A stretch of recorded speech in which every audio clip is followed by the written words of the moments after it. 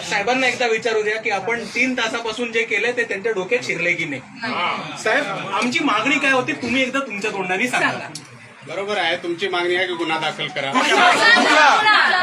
बोलतो, एक मिनिट मी बोलतो. कुठला गुन्हा नाव घ्या. तुमची मागणी आहे अॅट्रॉसिटीज गुन्हा आणि इतर तुमच्या पत्रामध्ये अॅट्रॉसिटीचा उल्लेख आहे की नाही? आमच्या पत्रामध्ये आम्हाला जे लिगल कन्सल्टन्सी झाले त्याप्रमाणे आम्ही आपल्याला दिलेले आहे. ऐका ना साहेब, मी जर उद्या चोरीची कंप्लेंट केली तर तुम्ही मर्डरचा गुन्हा तर दाखल नाही करणार आहात ना? बरोबर आता आहे, कॉमन सेन्स सीबी लेवलच्या आम्ही लोकांना आपल्याला असतो ना. रायटिंग मध्ये दिले आहे. ठीक आहे, रायटिंग मध्ये नको आम्हाला.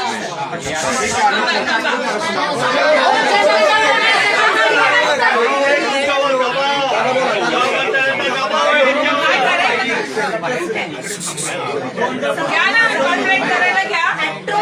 आमच्या उत्तरामध्ये आमचा प्रश्न नव्हता. चर्चा करू द्या त्यानंतर. अहो तुम्ही रात्री लावा.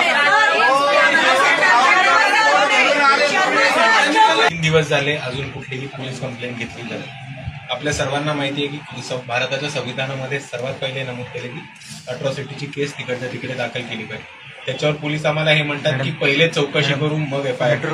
ती घटनाक्रम चुकीची होते. पहिले एफआयआर करायला लागते, मग त्याच्यावरती कारवाई व्हायला लागते. आणि त्याच्यावर महत्वाचं म्हणजे औरंगाबादचे पोलीस, महाराष्ट्र मधले पोलीस पुण्यामध्ये येऊन कारवाई करतात. पुण्याच्या सीपीला काही माहिती नसते, ऑफिशियल कुठलं पत्र व्यवहार नसतो. आणि ते जे अट्रॉसिटीचा प्रकार घडलाय, टॉर्चरचा प्रकार घडलाय आणि पोलिसांच्या ब्रुटॅलिटीज आहेत, त्याच्यावरती ह्या पोरी 3 दिवस लढत आहेत. आज दिवसभर सकाळी इथे वंचित बहुजन आघाडीचे कार्यकर्ते, इतर पक्षांचे कार्यकर्ते सकाळपासून थांबलेले, तरी कोणतीही एफआयआर किंवा दखल घेतली जात नाही.